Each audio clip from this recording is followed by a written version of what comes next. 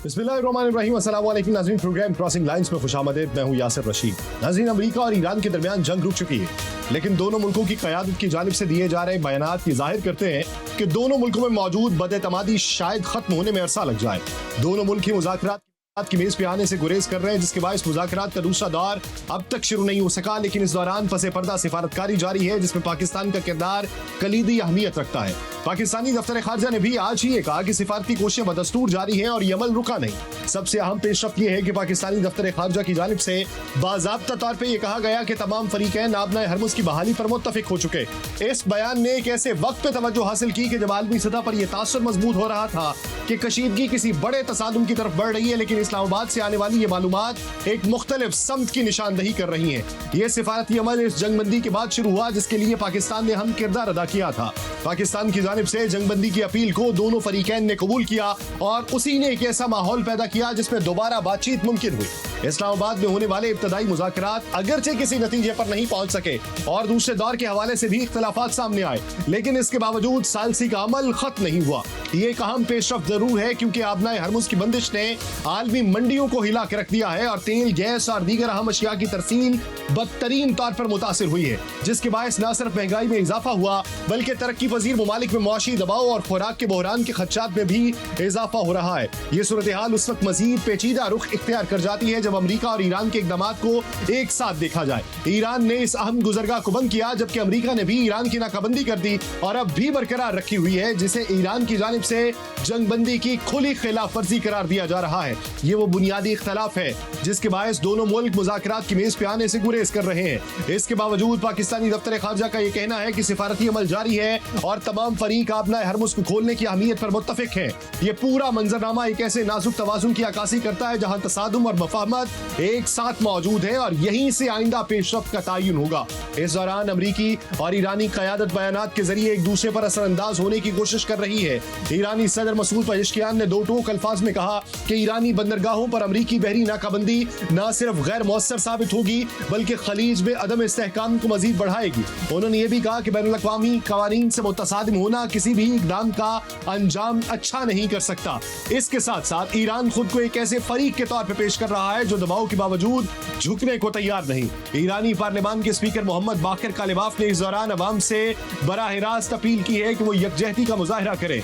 उन्होंने कहा कि अमरीका एक नए मरहले में दाखिल हो चुका, जहां वो सिर्फ फौजी इक़दामात पर ही इन्हसार नहीं कर रहा बल्कि मुआशी नाकाबंदी और मीडिया प्रोपेगेंडे के जरिए ईरान के अंदरूनी निज़ाम को कमजोर करने की कोशिश भी कर रहा है। बाकिर कालिबाफ ने इस बात पर ही जोर दिया कि अमरीका ईरानी अवाम को रिजत पसंद और एतदाल पसंद धड़ों में तकसीम करके दाखिली इख्तलाफात को हवा देना चाहता है, ताकि दबाव के जरिए ईरान को पसपाई पर मजबूर किया जा सके। ये मौक़िफ़ बराह रास्त अमरीकी सदर के बयानात से मुतसादिम है, जिन्होंने न सिर्फ ईरान की बहरी नाकाबंदी जारी रखने का ऐलान किया बल्कि ये भी वाज़ेह किया कि जब तक ईरान जौहरी प्रोग्राम से मुकम्मल तौर पर दस्तबरदार नहीं होगा कोई मुआहिदा नहीं होगा। सदर ट्रंप के मुताबिक नाकाबंदी बमबारी के मुकाबले में ज्यादा मौसर हिकमत अमली है, क्योंकि इसके जरिए ईरान को इक्तसादी तौर पर घुटने टेकने पर मजबूर किया जा सकता है। ट्रंप ने एक बार फिर यह दावा किया कि ईरान को फौजी लिहाज से शिकस्त दी जा चुकी और अब उसके पास हथियार डालने के सिवा कोई रास्ता बाकी नहीं बचा। उनके इस बयान ने न सिर्फ खित्ते में कशीदगी को बढ़ाया बल्कि आलमी सतह पर भी तशवीश पैदा की, क्योंकि ये एक ऐसे मरहले की निशानदही है जहां सिफारतकारी के दरवाजे बंद होते जा रहे हैं। दूसरी जानिब जौहरी प्रोग्राम के हवाले से गैर यकीनी सूरत हाल बदस्तूर बरकरार है। बैनुल-अक़वामी जौहरी तवानाई एजेंसी के सरबराह राफेल ग्रोसी ने ये इंदिया दिया कि ईरान का अफजूदा यूरेनियम मुमकिन तौर पर अब भी इस्फहान के एटमी कॉम्प्लेक्स में मौजूद है। उन्होंने दावा किया कि सैटेलाइट तस्वीर से यह जाहिर होता है कि अमरीकी और इजरायली हमलों के बावजूद मुकम्मल नुकसान की तस्वीर अभी वाज़ेह नहीं और एजेंसी मजीद मालूमात इकट्ठी कर रही है। उन्होंने फर्दों और नातांस के मराकज के मुआयने की ख्वाहिश का भी इजहार किया, जिससे जाहिर हुआ कि आलमी बरादरी को अभी तक ईरान के जौहरी असासों के बारे में मुकम्मल यकीन नहीं। ईरान ने इन खदशात को मुस्तरद करते हुए अक़वाम मुत्तहिदा में अपने मौक़िफ़ का इआदा किया कि उसका तमाम जौहरी मवाद बैनुल-अक़वामी निगरानी में रहा और किसी किस्म की खुफिया मुंतकली नहीं हुई। यूं ईरान के जौहरी प्रोग्राम के हवाले से बदएतमादी हर सतह पर जाहिर हो रही है। मुआशी महाज पर भी सूरत हाल तेजी से बिगड़ती दिखाई देती है। आबनाए हरमुज़ की बंदिश और ईरान की बहरी नाकाबंदी के बायस तेल की कीमतें $121 फी बैरल से बढ़ चुकी और मजीद इजाफे का खदशा है। ये अमरीका और ईरान कशीदगी के दौरान तेल की सबसे ज्यादा कीमतें हैं। इस दौरान ईरानी पार्लियामान के स्पीकर मोहम्मद बाकिर कालिबाफ ने ईरानी तेल के कुएं भरने के अमरीकी दावों पर तंज करते हुए कहा कि ईरान की तेल की सनत तबाह होने की बजाय अब भी बरकरार है। उन्होंने ये भी कहा कि अगर जरूरत पड़ी तो कुओं की सूरत हाल बराह रास्त नशर की जाएगी। दुनिया भर के मुमालिक की तरह पाकिस्तान की मईशत भी इस जंग से मुतासिर है। पाकिस्तानी स्टॉक मार्केट में शदीद मंदी देखी जा रही है, जहां इंडेक्स हजारों पॉइंट्स नीचे आया। तज्जियाकारों के मुताबिक इसकी बड़ी वजह मशरक़ वस्ता में बढ़ती हुई कशीदगी और तवानाई की कीमतों में इजाफा है, जिसने सरमायाकारों को गैर यकीनी सूरत हाल से दो चार किया। अमेरिका खुद भी इस वक्त शदीद किस्म के मुआशी बहरान का सामना कर रहा है। अमेरिकी फेडरल रिजर्व के चेयरमैन जेरोम पाउल ने अगरचे ये दावा किया कि अमेरिकी मईशत अब भी मजबूत है और तरक्की की रफ्तार बढ़ने का इम्कान है, लेकिन तवानाई के बहरान के असरात को मुकम्मल तौर पर नजरअंदाज नहीं किया जा सकता। इस दौरान एक अहम पेशरफ्त ये हुई कि अमेरिका ने ईरानी कंटेनर जहाज टेस्का के हमले के कुछ अरकान को रिहा कर दिया, जबकि दीगर अरकान की रिहाई के लिए कोशिशें जारी हैं। ईरान का मौक़िफ़ है कि ये जहाज तिब्बी सामान लेकर जा रहा था और इसकी जब्ती बैनुल-अक़वामी कवानीन की खिलाफ वर्जी है। ईरान की हिलाल अहमर सोसाइटी ने भी आलमी इदारों से मुतालिबा किया कि अमरीकी और इजरायली हमलों के दौरान होने वाली मुबैना इंसानी हुकूक की खिलाफ वर्जियों की तहकीकात की जाए। दूसरी जानिब अमरीकी ईवान नुमाइंदगान की आर्म सर्विसेज कमेटी के इजलास अमरीकी सियासत में हलचल पैदा करने की वजह बन चुके हैं। इजलास में एक तरफ रिपब्लिकन क़यादत अपनी पॉलिसीज का दिफा करने की नाकाम कोशिशें करती रही, तो दूसरी तरफ डेमोक्रेट अरकान मुसलसल उन फैसलों को चैलेंज कर रहे थे जिनके असरात ने न सिर्फ मशरक़ वस्ता बल्कि खुद अमरीकी मुआशरे पर भी बदतरीन तौर पे असरअंदाज होना देखा। इस पूरे मंजरनामे में अमरीकी वज़ीर दिफा पीट हेग्सेट और डेमोक्रेट रुकने कांग्रेस सारा जैकमन के दरमियान तल्ख जुमलों का तबादला हुआ। सवाल सिर्फ पॉलिसी का नहीं था, बल्कि बराह रास्त ट्रंप की ज़हनी सलाहियत और क़यादत पर उठाया गया। सारा ने दो टोक अंदाज में पूछा कि आया सदर ज़हनी तौर पे इस काबिल है कि कमांडर इन चीफ की जिम्मेदारी अदा कर सके। पीट हेग्सेट ने उस सवाल का बराह रास्त जवाब देने से गुरेज किया और कहा कि यही सवाल गुज़श्ता 4 वर्षों में साबिक सदर बाइडेन के बारे में भी किया जाता रहा। उनके लहजे में दिफाई अंदाज के साथ साथ वाज़ेह जारहियत भी थी। उन्होंने डेमोक्रेट अरकान पे इल्जाम आयद किया कि वो एक ऐसे सदर का दिफा करते रहे जो बोलने में भी मुश्किलात का सामना करते रहे। सारा ने इसके जवाब में मुख्तसर लेकिन अहम नुक्ता उठाया कि बाइडेन 2024 के सदारती इंतखाब में पार्टी के उम्मीदवार ही नहीं थे। यूं बहस को मौजूदा क़यादत तक महदूद रखने की कोशिश की गई। ये बहस सिर्फ शख्सियात तक महदूद नहीं बल्कि जल्दी जंगी पॉलिसियों पर मुंतकिल हो जाएगी। डेमोक्रेट के वजीर दिफा से बराह रास्त सवाल किए गए पर भी एक और सवाल उठना शुरू हो चुका है। पैट हेग्सेट ने उस सवाल का जवाब दिया कि सदर को हर जाविये से सूरत हाल का अंदाजा था, लेकिन उन्होंने साथ ही जौहरी खतरे की तरफ इस पूरी सूरत हाल को मोड़ा कि अगर ईरान के पास उस वक्त जौहरी हथियार होते तो दुनिया की सूरत हाल यकसर मुख्तलिफ होती। कांग्रेस में भी तल्ख जुमलों का तबादला रहा। रिपब्लिकन क़यादत में ईरान जंग के हवाले से शदीद तनकीद हुई। डेमोक्रेट रुकन सेट मॉल्टन ने यह पूछने में कोई हिचकिचाहट महसूस नहीं की कि क्या अमेरिका वाकई ये जंग जीत चुका है। वजीर दिफा ने एक हैरान कुन फौजी कामयाबी इसे करार दिया। बहस का रुख जब मईशत की तरफ मुड़ा तो इसने एक और हसास पहलू को उजागर किया और रिपब्लिकन क़यादत की जानिब से कहा गया कि जंग पर हर अमरीकी शहरी पर फीकस तकरीबन $600 तक खर्च आया है। सबसे शदीद तनकीद डेमोक्रेट रुकन जॉन गैरामेंडी की जानिब से आई, जिन्होंने न सिर्फ जंग की स्ट्रेटेजिक समत पे सवाल उठाया बल्कि इसे सदर ट्रंप की जानिब से खुद साख्ता नुकसान करार दिया। उन्होंने हलाकतों, जख्मियों और शहरी नुकसानात का हवाला देते हुए कहा कि ये जंग पहले दिन से ही गलत समत में जा रही है। उन्होंने वजीर दिफा पे बराह रास्त इल्जाम आयद किया कि वो अमरीकी अवाम से मुसलसल गलत बयानी करते आए हैं। डेमोक्रेट अरकान की तनकीद सिर्फ मौजूदा सूरत हाल तक महदूद नहीं बल्कि उन्होंने इस जंग के जोग्राफियाई असरात की तरफ भी इशारा किया। उनके मुताबिक ईरान के चीन, रूस और शिमाली कोरिया के साथ ताल्लुकात मजीद मजबूत हुए, जबकि ईरान की हुकूमत बदस्तूर कायम है और उसकी फौजी सलाहियतें भी मुतासर नहीं हुई। उनका यह भी कहना है कि ट्रंप मशरक़ वस्ता में एक नई दलदल में फंस चुके और ये सूरत हाल माजी की जंगों की याद दिलाती है। इस दौरान माली मामलात पर भी तफसीली बहस हुई। डेमोक्रेट रुकन एडम स्मिथ ने जंगी अखराजात के बारे में वाज़ेह अदाद-ओ-शुमार तलब किए, जिस पर पेंटागन ने कहा कि ईरान जंग पर अब तक तकरीबन $25 अरब खर्च कर चुका है, जिनमें ज्यादातर रकम असलहे और गोले बारूद पर सर्फ हुई। यह पहला मौका था जब इस सतह पर एक वाज़ेह तखमीना सामने आया, लेकिन इस तखमीने के हवाले से बहुत से सवालात हैं। यह समाअत बहस एक बजट या एक जंग पर बहस नहीं थी, क्योंकि इस पूरी बहस के दौरान एक तरफ जारहाना पॉलिसीज को जरूरी करार दिया गया तो दूसरी तरफ उनके इंसानी, मुआशी और सिफारती असरात पर संजीदा सवालात उठे। और शायद यही इस पूरी कार्रवाई का सबसे अहम पहलू था कि यहाँ सिर्फ फैसलों का दिफा नहीं हुआ बल्कि नताइज का भी हिसाब मांगा गया। इस दौरान शिमाली लंदन के इलाके गोल्डर्स ग्रीन में होने वाले चाकू हमले ने इस कशीदगी को यूरोप के कल्ब तक पहुंचा दिया है और बरतानिया को इंसदाद दहशतगर्दी पुलिस ने इस वाकये को बाज़ाब्ता तौर पर दहशतगर्दी करार दिया। लंदन के मेयर सादिक खान ने इस हमले की तस्दीक करते हुए कहा कि 2 यहूदी शहरियों को निशाना बनाया गया, जिसके बाद एक मुश्तबा हमलावर को गिरफ्तार किया गया।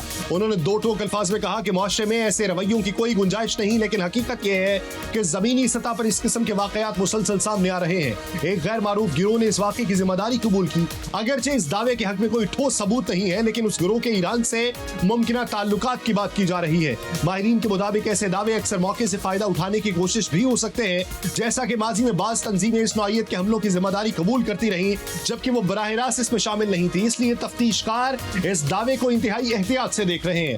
ये सारा मंजरनामा उस वक्त मजीद पेचीदा होता है जब इसे मशरक़ वस्ता में जारी कशीदगी के साथ जोड़ा जाए। इजराइल की जानिब से गजा की तरफ जाने वाली इमदादी बहरी काफिले को रोकना इसी कशीदगी की एक और कड़ी है। इजरायली हुकाम के मुताबिक तकरीबन 175 कारकुनों को हिरासत में लिया गया, जबकि काफिले के मुंतजमीन का कहना है कि इकदाम बैनुल-अक़वामी पानियों में किया गया और ये गैर कानूनी है। ये तनाज़ा सिर्फ इंसानी इमदाद तक महदूद नहीं, बल्कि उससे जुड़ा हुआ सवाल ये भी है कि आया गजा वाकई मुहासरे में है या नहीं, जिस पर इजराइल मुसलसल तनकीद करता रहा।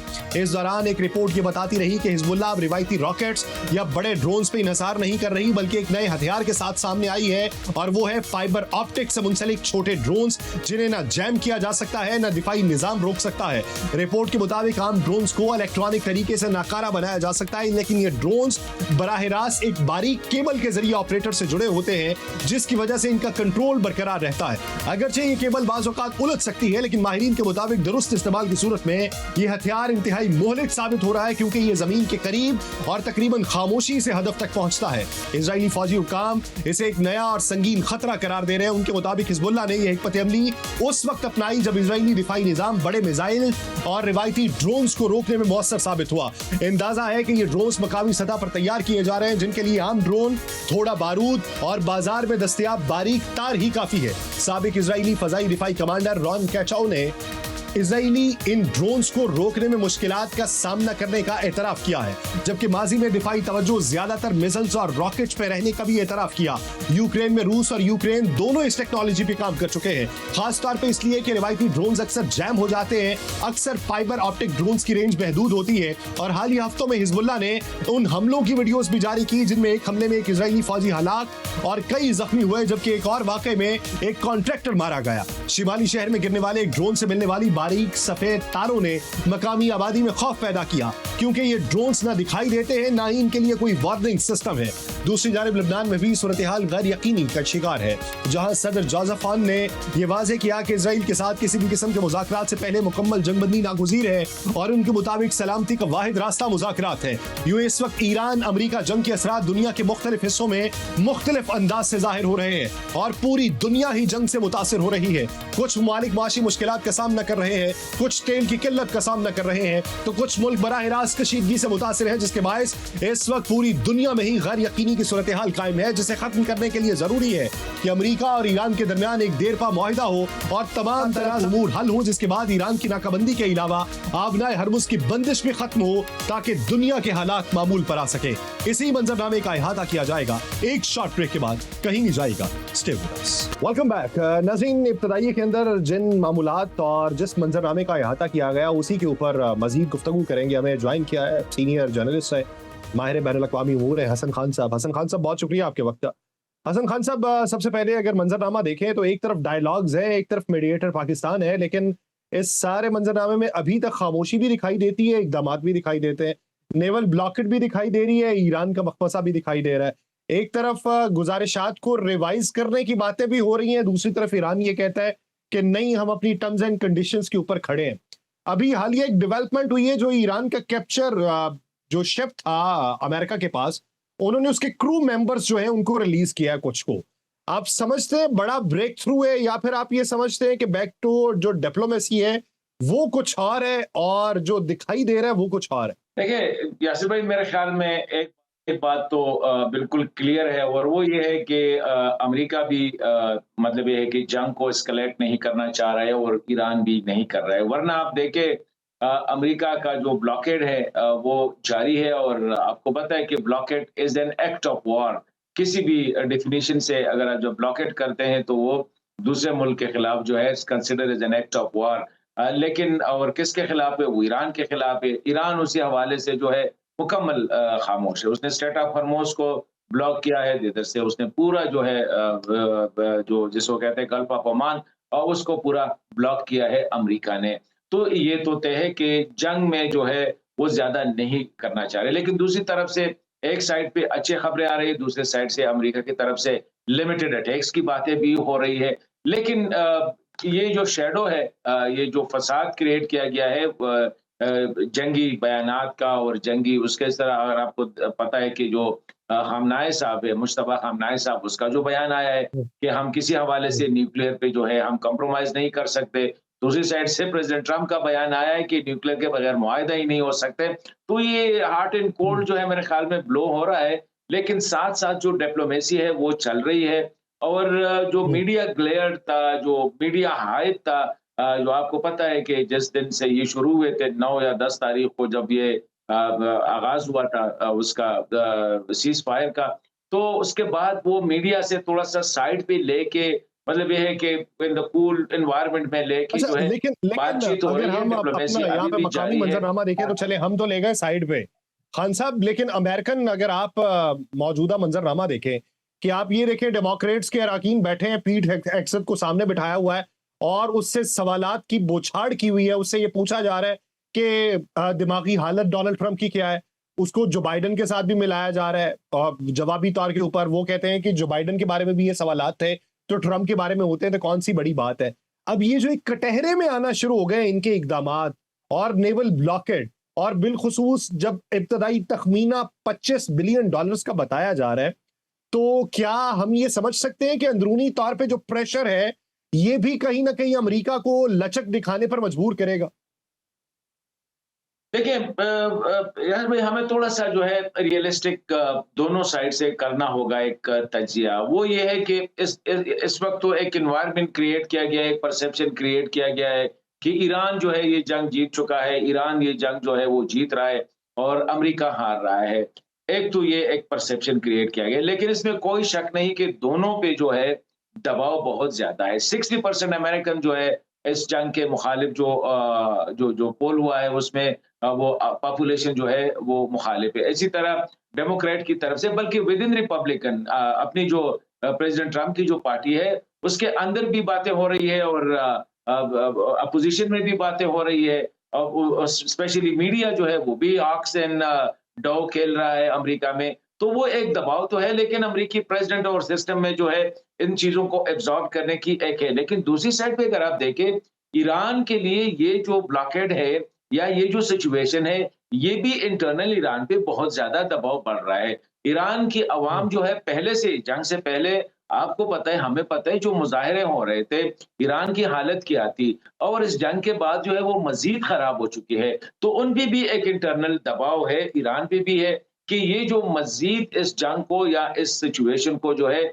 आगे ले जाना जो है ईरान के लिए खतरनाक है, सस्टेनेबल नहीं है। तो दोनों पे प्रेशर है, इक्वल दबाव है और दोनों नहीं चाह रहे हैं। लेकिन ईरान जिस तरह ये अभी इस वक्त जो मैं जो देख रहा हूँ, जो मुझे अंदाजा हो रहा है वो ये है कि एक स्टेप बाय स्टेप अप्रोच की तरफ जा रहे हैं।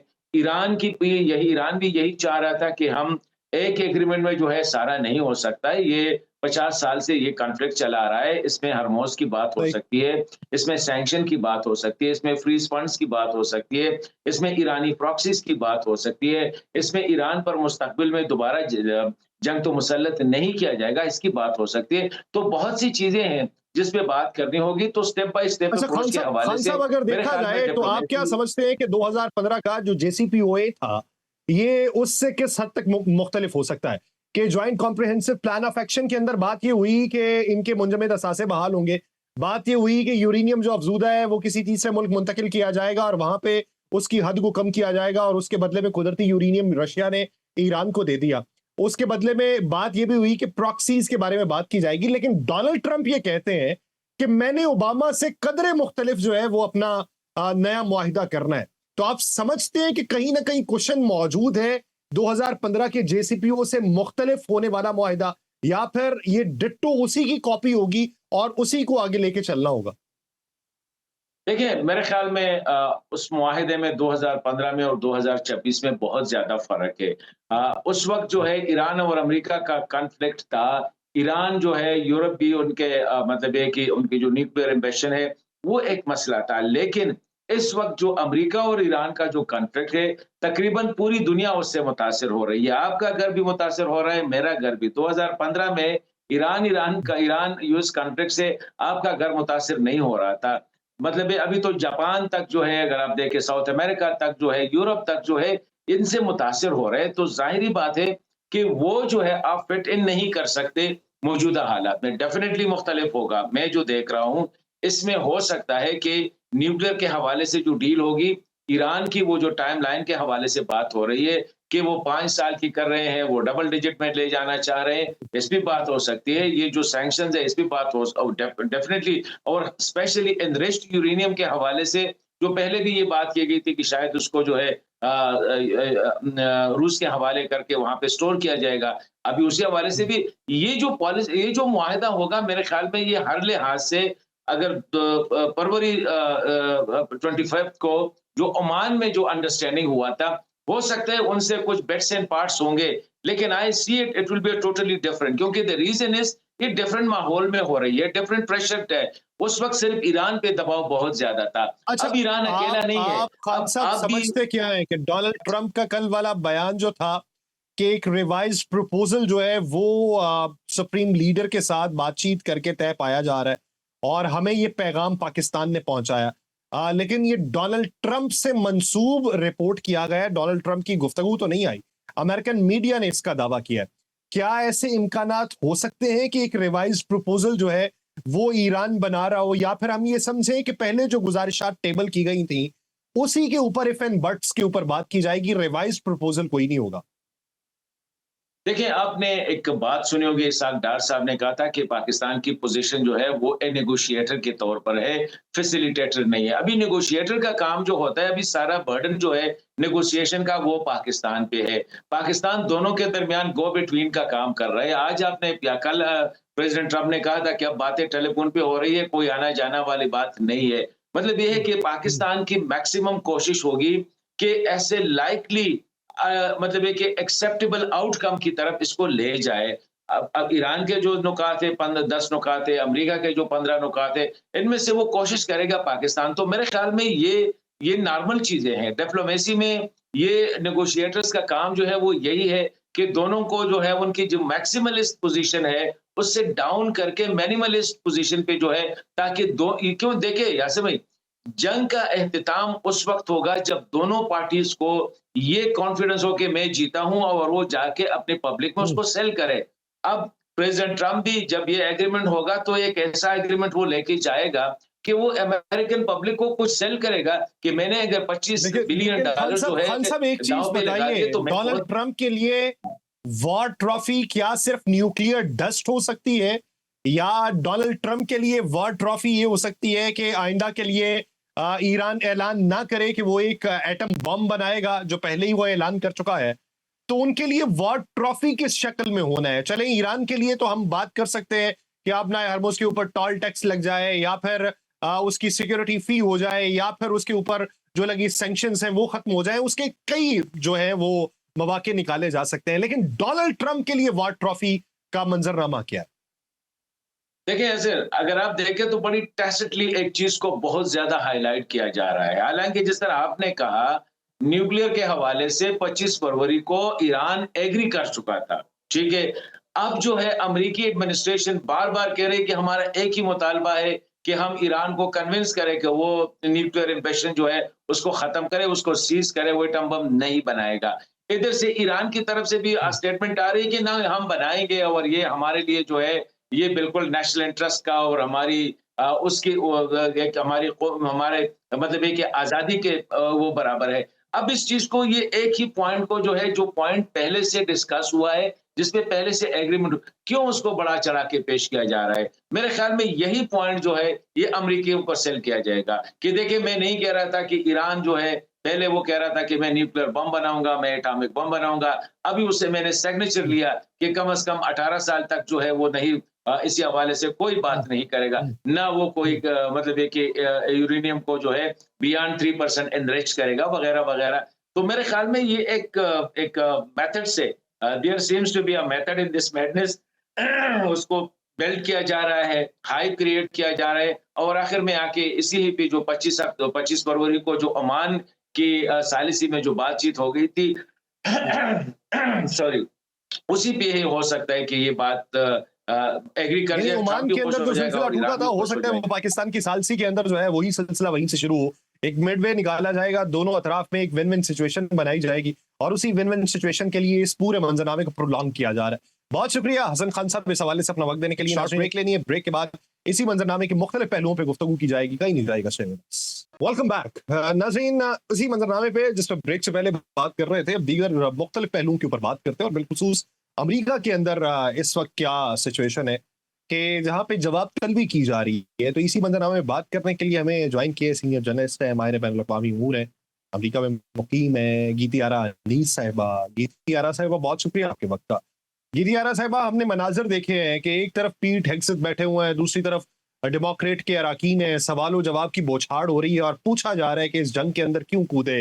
डोनाल्ड ट्रंप के इस वक्त दिमागी हालत के ऊपर सवालात हो रहे हैं और फिर जंग के अंदर फूंके जाने वाली रकम का तज़किरा हो रहा है और उसके ऊपर तबसरा किया जा रहा है। तो क्या इसे मामूल की कार्रवाई समझें, क्या इसे एक नए रिफ्ट की इब्तदा समझें, या फिर इसे ये समझें कि ये सिर्फ दिखावा है, पसे पर्दा तमाम मामला जो है वो यकजा ही हैं उनके। जी देखिए, ये जो स्टैंडिंग कमेटी की आप बात कर रहे हैं जिसमें ये पेश हुए थे पीट हेग्सेथ, और ये बताते खुद जो है ये कोई ऐसी एक्स्ट्राऑर्डिनरी कोई चीज़ नहीं है। एक अहम मामला चल रहा है तो उसमें मीटिंग का बुलाए जाना, वो उनको उसमें आके उनको कहना कि वो आके बताएं और वो उनकी जवाबदेही होना, ये कोई अनोखी बात नहीं है अपने आप में। लेकिन ये है कि ज़ाहिर है कि they are all answerable to Congress, तो इस वजह से उनका एक स्टैंडिंग कमेटी में आना आर्म्ड एंड वेपन्स की जो थी, तो उस वो कोई ऐसी खिलाफे मामूल बात नहीं है। अलबत्ता वहाँ पे जो उन्होंने बातें की हैं, वो ज़ाहिर है कि बहुत कंसर्न्स हैं डेमोक्रेट्स के, और जो कि बिल्कुल हमें पता है कि वो पब्लिक की तरफ से भी बहुत से सवालात आ रहे हैं जब से ये जंग शुरू हुई है 28 फरवरी से। और कोई भी, मैं हमेशा कहती हूँ कि अमेरिकन्स को कोई सेल नहीं कर पाए कोट अनकोट, ये जंग जो है, ये एडमिनिस्ट्रेशन जो है, वो कन्विंस नहीं कर पाए अमेरिकन अवाम को, मेजॉरिटी को, कि ये उनकी जंग है, ये एक वो से अननेसेसरी और वॉर ऑफ चूजिंग और इस तरह के लफ्ज इस्तेमाल करते हैं यहाँ पर। तो उनका यही कहना है, वो उसी पैराए में, उसी कॉन्टेक्स्ट में अगर आप देखें तो जो इनकी वहां पर तमाम गुफ्तगू है उसकी सेंस बनती है उनसे। जब उस पे पूछा गया कि कितने पैसे वगैरह खर्च हुए हैं, तो वो तो सबको पता है कि अब ये बिलियंस की बातें हो रही हैं। 1 जो है तकरीबन 1.5 खरब डॉलर, यूं कहिए, जिसका इस बार डिफेंस बजट जो है वो मांगा गया है। अलबत्ता इस पे तो खैर कल बात नहीं हुई, लेकिन ये है कि अब इतने पैसे खर्च हो चुके हैं, तो ये सब क्या हो रहा है। और देखिए, उनके पास कोई ऐसे सॉलिड जवाब कल भी नहीं थे। वहाँ उनके लिए जाना वहाँ पर ज़रूरी था, वो गए हैं, उन्होंने सवालात के जवाब भी दिए हैं। लेकिन वहाँ पर आपको ऐसी कोई क्लैरिटी नहीं ज़रा, कि बल्कि कुछ चीज़ों पे वो डबल डाउन भी हुए, जब जैसे कि लोगों ने उनको कहा कि आपने जिस तरह की एक लैंग्वेज इस्तेमाल की थी, वो ऐसे लगता है जैसे आप तो कोई वॉर क्राइम को जो है वो कर रहे हैं, पुश कर रहे हैं। यानी तो डोनाल्ड उस ट्रंप की पे उन्होंने ट्वीट्स कहा का कि वहां देखिए पे हवाला दिया गया हम था और जिस कंप्लीट तरीके से डिफीट चाहते हैं। उन्होंने वो अल्फाज का इस्तेमाल किया था, उन अल्फाज का बुनियादी तौर पे हवाला दिया था और फिर तहजीब और सकाफत मिटा देने वाली ट्वीट्स का वहां पे तज़किरा हुआ। जी, बिल्कुल हुआ था, क्योंकि वो अमेरिकन्स के लिए काफ़ी शॉकिंग था कि इस पॉइंट के ऊपर इस तरह की बात की जाए, कंप्लीट एनाहिलेशन की बात की जाए। लेकिन पीट हेग्सेथ कोई इससे ज़्यादा आपने देखा होगा कि मूव नहीं हुए। वो अपनी उसी चीज़ के ऊपर जो है वो स्टांस पे अटके हुए हैं, और उसमें कोई तब्दीली नहीं है। उन्होंने काफ़ी शदोमत के साथ इसी बात को जारी रखा कि मुकम्मल तौर पर हम डिफीट के हामी हैं, उसमें किसी किस्म की एमनेस्टी की ज़रूरत नहीं है। अगर कोई प्रिजनर्स हों या आपके एडवर्सरीज़ हों, जो जंग में आपके सामने हैं, तो वो सारी चीज़ें ज़ाहिर है वो जो एक इंटरनेशनल लॉ हैं वॉर के, उनके अगेंस्ट जाती हैं। और इसी पर सवाल के जवाब में उन्होंने बड़ा एक जैसे हम ढटाई का सब कहते हैं वो सबूत दिया उन्होंने, वो बिल्कुल भी पीछे नहीं हुए अपने इस अजीबोगरीब स्टेटमेंट से। अलबत्ता जो ज़्यादा परेशानी की बात है वो ये है कि अब कंसंट्रेशन दोबारा से जो है वो गल्फ में और मिडल ईस्ट में अमेरिकन वेपन्स अच्छा और जो गीति आरा साहिबा, ये बाकी बताइए कि नेवल आर्टिलरी है उसकी ब्लॉकेड बढ़ जो रही है, है। जिसके ज़मन के अंदर ये कहा जा रहा है कि काफ़ी सूदमंद ये साबित हुई बम्बार्डमेंट की निस्बत, तो क्या अवामी तौर पे भी ये तासुर है कि ये सूदमंद साबित हो रही है, ईरान के कुएं खुश्क हो रहे हैं, उसकी जो ज़ख़ीरा करने की कैपेसिटी है वो ख़त्म हो रही है और उसके मिलियन बैरल्स की जो नई प्रोडक्शन है वो कमी का शिकार हो जाएगी और यूं अमेरिका फतह याब हो जाएगा। क्या इस नैरेटिव को अमेरिकी अवाम बाय करेंगे? देखिए, ये तो बहुत टेक्निकल सी बातें हैं, इसके इसके लिए ही उनको अवाम तक जाने की ज़रूरत नहीं पड़ती, ये उनकी तमाम चीज़ें ऐवानों में तय हो जाती हैं। असल मसला जहाँ वहाँ आता है जब उसका असर जो है अवाम पे पड़ता है, इन्फ्लेशन की शक्ल में और परेशानियाँ उन्हें होती हैं। आप देख लें कि अब $6 से ऊपर पर गैलन चली गई है वेस्ट कोस्ट के ऊपर जो कीमत है तेल की, पेट्रोल की। तो ये वो चीज़ें हैं जब अमेरिकन्स को जाके जो परेशान करती हैं। ये सब जो टेक्निकैलिटीज़ आप जो बता रहे हैं, ये उनका उससे कोई ताल्लुक नहीं है। हाँ, ये सदर ट्रंप के लिए सोचने की चीज़ है। ज़ाहिर है, जो नए प्रपोज़ल दिया था ईरान ने कुछ दिन पहले जिसे ज़ाहिर है पाकिस्तान उसको मीडिएट कर रहा है और उन्हें यहाँ पे पहुँचाया था, उसपे ये कहा था मार्को रूबियो ने कि वो हमारी एक्सपेक्टेशन से बेहतर है और उसके बाद में सिचुएशन रूम में सदर ट्रंप ने उसका बाकायदा जायज़ा लिया। लेकिन उनको जो भी मुशावरत हुई है, उसपे उनको यही कहा गया कि आप इसी लाइन को टो करें जो फाइनेंशियल और इकोनॉमिक जो उनकी स्ट्रेंथ है ईरान की उसको आगे जाके कमज़ोर करेगी। अच्छा, इसमें क्योंकि इसमें फिर ना मेरा वो मेरा स्टेट ऑफ मेरा हॉर्मज़ एक को और छोड़ने के लिए सवाल है, तैयार हैं वो और इस ना ज़िमन ही के वो इस अंदर बात है से पीछे हटने के लिए तैयार हैं कि कि जो न्यूक्लियर जो एनरिच्ड न्यूक्लियर है या उसकी जो कैपेसिटी है वो ईरान जो है उसको फ़ोरगो करे। तो ये चीज़ें अपनी जगह हैं, अच्छा तो एक ही चीज़ रह जाती है जिसका आपने भी तज़किरा किया है कि फाइनेंशियली फिर जो है उनको कॉर्नर किया जाए ईरान को और वो मेरा ख्याल है हो भी रहा है अब इस वक़्त। अ, अच्छा चलें, ये फाइनेंशियली तो कॉर्नर करने की जो तलब है या जुस्तजू है या जो इक़दाम है, उसका आउटकम तो अमेरिका के नज़रियात के मुताबिक ही उतर रहा होगा। मेरा एक सवाल ये है कि 2003 के बाद 2026 में यानी तकरीबन 23 साल का अरसा है कि 3 एयरक्राफ्ट कैरियर जो है वो इस खत्ते के अंदर मौजूद हैं, यानी जेराल्ड आर फोर्ड मौजूद है, जॉर्ज डब्ल्यू बुश मौजूद है। तो जब ये मौजूद है अब्राहम लिंकन के साथ-साथ, तो फिर इसके ऊपर आप देखें 200 से ज़ायद एयरक्राफ्ट जो फाइटर जेट्स हैं वो मौजूद हैं। उसके अलावा पैराट्रूपर, सबमरीन 50,000 के करीब यहाँ पे फौजी तैनात हैं। फिर सबमरीन जो है न्यूक्लियर सबमरीन उसके इस पानियों में गश्त करने की इत्तलात हैं।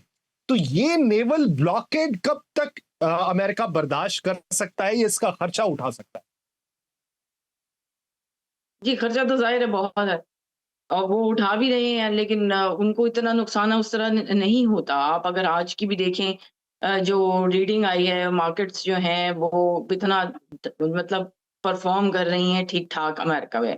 ऊपर-नीचे होती हैं और मैं हुँ, हमेशा कहती हूँ कि इससे लोग पैसा कमाते हैं। लेकिन इकोनॉमी की ग्रोथ अभी भी ठीक है अमेरिका की। तब आप देख लें उनको डायरेक्टली उस तरह असर नहीं होता। दूसरा ये कि इस वक़्त एक्सपोर्ट भी कर रहा है ऑयल पहली बार बहुत सालों के बाद 2022 से भी पहले की बात है जब इन्होंने ये एक्सपोर्ट किया था अपना क्रूड ऑयल जो है ईस्ट की जानिब। तो इतने ज़्यादा मामलात हुँ। जिन्होंने फ़ैसला करना है उन पे तो ज़द आ नहीं रही ना। वो ज़द आएगी आम लोगों पे और आम लोगों की कोई ख़ास दुनिया में कोई परवाह नहीं करता, ये हम बेहतर जानते हैं। दूसरा जो आपने ज़िक्र किया कि वहाँ पे इतना कुछ मौजूद है, तो अब जो मेजर डेवलपमेंट है वो ये है कि हाइपरसोनिक मिसाइल्स जो हैं वो भेज दिए गए हैं उस साइट पे और उसके बारे में भी काफ़ी हो रही है चर्चा कि भई क्या है आखिर उसमें ऐसा लॉन्गर रेंज में के मिसाइल्स हैं 1200 माइल माइल से भी ज़्यादा उनकी रेंज है, वो हदफ जो है वो उसको निशाना बना सकते हैं ईरान के अंदर। क्योंकि ये खबरें आ रही थी कि ईरान ने भी बहुत सारी चीज़ें अपनी मूव कर दी हैं, जो इनके पहले मिसाइल्स की और उसके उसमें रेंज में आती थी। तो इन्होंने अब उनको और ताकि ये डीप डाउन उसमें जा सकें कि इनकी कैपेसिटी रहे, तो पहली बार ये इन्होंने डिप्लॉय किए हैं, ये आप ये देख लें। क्योंकि चाइना और रशिया ये पहले इनके पास भी हैं, ये नहीं कि सिर्फ अमेरिका ही के पास हैं, लेकिन अमेरिका ने कभी डिप्लॉय नहीं किए इससे पहले कहीं। तो ये पहली बार है कि उन्होंने ये भी इनिशिएटिव लिया है, व्हिच इज़ ह्यूज। और इसकी 2-3 वजूहात हो सकती हैं। एक तो ये कोई नैरो पार्ट खोलना चाहते हैं, बहुत ज़्यादा यहाँ पे प्रेशर डाल के। हॉर्मुज़ का ये भी कहा जा रहा है, इस पे इसको ब्लूमबर्ग ने इसको भी इसको गीती रिपोर्ट आरा की है। साहिबा हम इस वॉर सब चीज़ों को मॉन्गरिंग के इस्तेमाल अंदर करते हुए कंसीडर करेंगे या पॉलिटिकल टैक्टिक्स के अंदर या पॉलिटिकल प्रेशर के अंदर कंसीडर करेंगे? देखिए, 2 बातें ना, ये तो बात बीच में ही रह गई मेरी। दूसरी बात ये है कि वहाँ पे जो एक पहले से इनका आइडिया है कि ये जो है अब हाइपरसोनिक भी वहाँ पर लेकर जा रहे हैं। ईरान एक बहुत बड़ा मुल्क है, उसकी डेप्थ बहुत है, कोई छोटा-सा country, it's not a small country. तो जब वो निशाना बनाने की अपनी कैपेसिटी बढ़ा रहे हैं, तो तीसरी चीज़ वही है कि वही एक पुराना जो ये बार-बार बात करते रहे हैं कि जो अफ़ज़ूदा यूरेनियम है उसको वहाँ से उठाकर ले जाया जाए। तो ये सारी चीज़ें जो हैं, उसको हेल्प कर सकती हैं। इस तरह का सिनेरियो बना दिया गया है और बनता जा रहा है। और अभी मैं देख रही थी कि इस्राइल की जो डिफेंस मिनिस्टर है, उनका भी बयान आया था कि हम तो बिल्कुल तैयार हैं और इस किस्म की उनकी गुफ्तगू है। लेकिन उनका मसला ये है कि वो बार-बार ऐसी गुफ्तगू करते हैं। एक वो अपने अवाम के लिए भी करते हैं और जो उनके यहाँ बहुत हॉकिश लोग बैठे हुए हैं उनकी गवर्नमेंट में। सो उन वहाँ से तो वैसे भी कभी कोई खैर की खबर आती ही नहीं है टेल अवीव से। लेकिन अब अमेरिका भी अगर यही कर रहा है कि वहाँ पे अपनी प्रेज़ेंस बढ़ा रहा है और इकोनॉमी को ही समझ रहा है कि वो मेजर पेन पॉइंट होगा ईरान का, जो कि है भी, तो फिर ये बातें तो किसी डी एस्केलेशन की तरफ फौरी तौर पर तो नहीं जाती हुई नज़र आ रही। हालाँकि फौरी तौर पे एक मंजरनामा ओवरऑल डी ख़्याल यही एस्केलेशन किया की जा रहा तरफ था। तो जाता दिखाई नहीं दे रहा, लेकिन इस हवाले से ये जो तय्युनातियां हैं, ये मुस्तकबिल के लिए एक बड़ा खतरा जो है वो साबित हो रही है। ये है कि इसमें से दरमियानी रास्ता निकालने की गुंजाइश कोई बाकी है या नहीं है। बहुत शुक्रिया गीती आरा अनीस साहिबा इस हवाले से अपना वक्त देने के लिए। नाज़रीन, प्रोग्राम का वक्त खत्म हो जाता है, मुझे दीजिए इजाजत। आपसे मुलाकात होगी पीर के रोज। अपना बहुत सा ख्याल रखिएगा। अल्लाह ने